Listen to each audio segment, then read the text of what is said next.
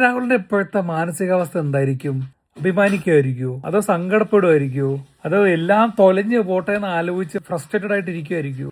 എന്തായാലും കൊള്ളാം. 264 റൺസ് എടുത്തിട്ടും ഒരു ടീം തോറ്റു. ഇപ്പൊ 264 ചേസ് ചെയ്യാൻ പറ്റുമെന്ന് മറ്റൊരു ടീം പ്രൂവ് ചെയ്യുകയും ചെയ്തു. ആദ്യം ബാറ്റ് ചെയ്ത ഡൽഹി 2 വിക്കറ്റ് നഷ്ടത്തിലാണ് അവർ 264 റൺസ് സ്കോർ ചെയ്തത്. എന്താ ബാറ്റിംഗ്! 6ന്റെയും 4ന്റെയും പെരുമഴ.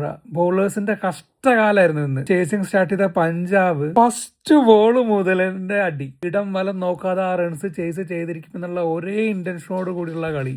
പ്രഭ് സിമറിന്റെയും റിയാൻ ഷാരിന്റെയും ഒരു വെടിക്കെട്ട് ഓപ്പണിംഗ് പാർട്ണർഷിപ്പ്. ആ ഒരു പാർട്ണർഷിപ്പാണ് അവരുടെ ചേസിങ്ങിനെ കാര്യമായിട്ട് ബൂസ്റ്റ് ചെയ്തത്. റിയാൻ ഷാരിക്കും പ്രഭ് സിമറിനും അഭിഷേക് ശർമ്മയ്ക്കും സൂര്യവംശിക്കൊക്കെ കൊടുക്കുന്ന ഒരു ഹൈപ്പോ അല്ലെങ്കിൽ ഒരു ലൈം ലൈറ്റ് ഒന്നും കിട്ടാത്ത പോലെയാണ് എനിക്ക് ഫീൽ ചെയ്യാറ്. ഇത്രയും വലിയൊരു സ്കോർ ചേസ് ചെയ്യുമ്പോൾ റെക്കോർഡ് റേറ്റ് യൂഷ്വലി ഭയങ്കര ഹൈയിലാണ് നിൽക്കുക. പക്ഷെ ഇന്നത്തെ കളി കണ്ടപ്പോൾ പഞ്ചാബിന്റെ current run rate 20+, record run rate 11. Opening ബാറ്റ്സ്മാൻമാർ ഔട്ടായ ശേഷം മാത്രമേ കുറച്ചൊരു സ്ലോ ആയിട്ട് മാച്ച് പോയുള്ളൂ. ബട്ട് വീണ്ടും നമ്മുടെ ശ്രേയസ് അയ്യറിനെ ഇന്ത്യൻ ക്യാപ്റ്റനായി മാറ്റേണ്ട സമയം അതിക്രമിച്ചു കഴിഞ്ഞു. 264 റൺസ് ഒരു ടീമിന് 20 ഓവറിൽ എടുക്കാൻ കഴിഞ്ഞിട്ടുണ്ടെങ്കിൽ ആ സ്കോർ ചേസ് ചെയ്യാനും കഴിയും. അതായിരുന്നു പുള്ളിയുടെ ആറ്റിറ്റ്യൂഡ്. പിന്നെ എടുത്ത് പറയേണ്ട എന്താ വെച്ചാൽ 2 ടീമിന്റെയും പുവർ ഫീൽഡിങ്.